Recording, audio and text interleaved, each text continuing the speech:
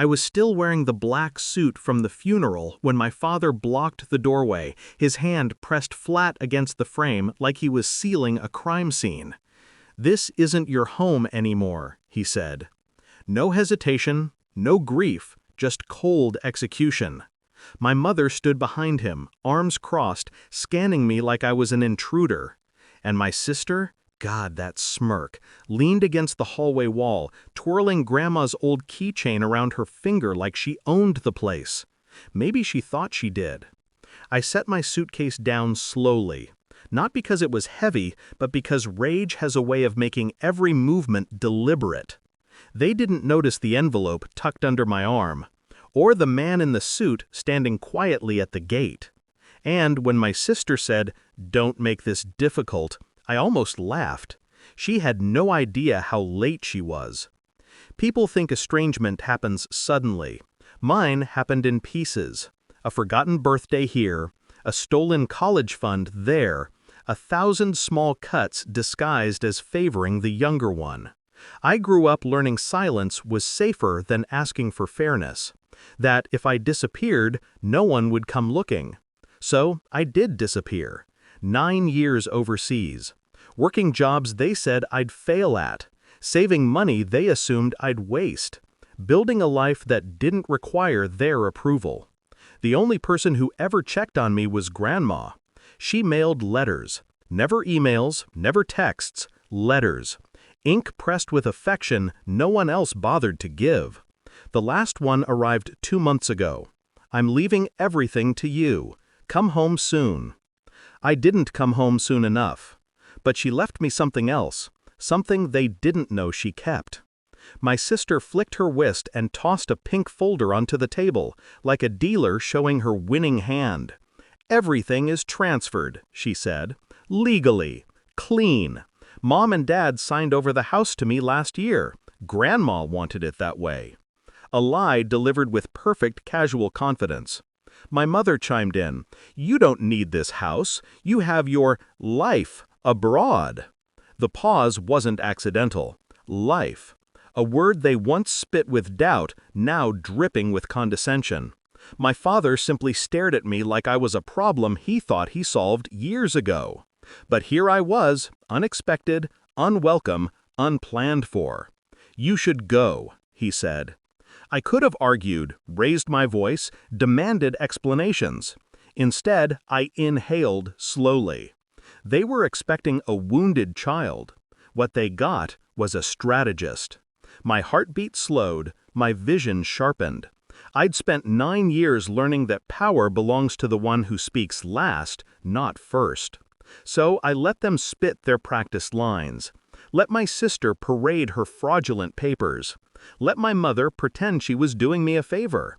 All while the real documents, the originals, sat tucked against my arm.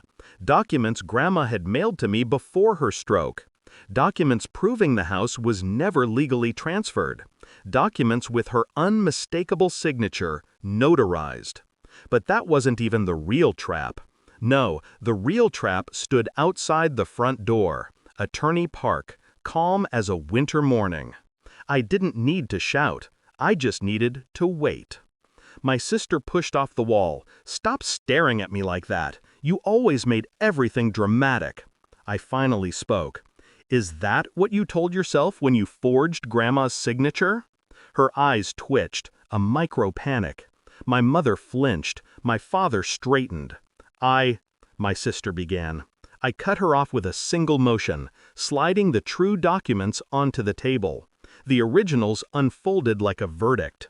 "You transferred nothing," I said, "because you couldn't. Grandma locked the property. She even changed the will. This house was never yours to take."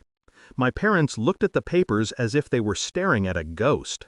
Then a shadow moved behind me. Attorney Park stepped inside. "Good afternoon," he said, voice smooth as polished steel. "We notified you of the probate hearing. You should have received the notice." My mother's face drained. I thought," she stammered.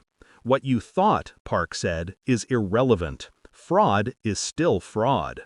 My sister's smirk finally cracked. Park placed another document on the table. a recording authorization form. "We have phone records," he said, "text messages, bank transfers, attempts to falsify ownership, and the original will.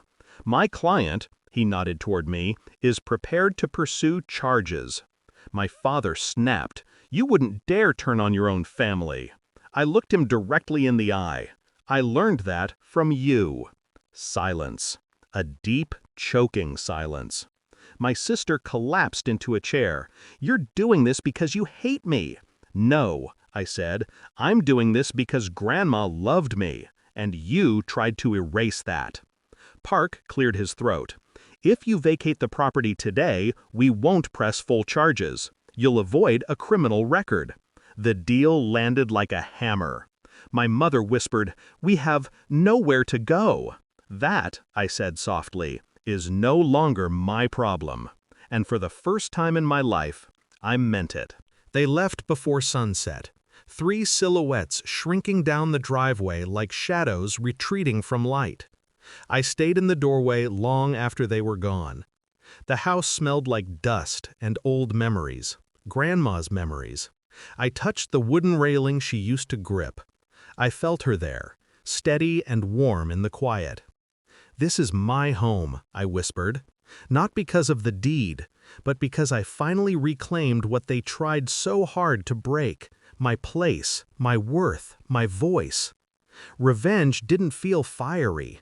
It felt still, clean, like a locked door finally clicking shut. I looked around the house, inhaling its silence. And in that silence, I found something I hadn't felt in 9 years. Freedom. And I closed the door behind me, calm, steady, and finally home.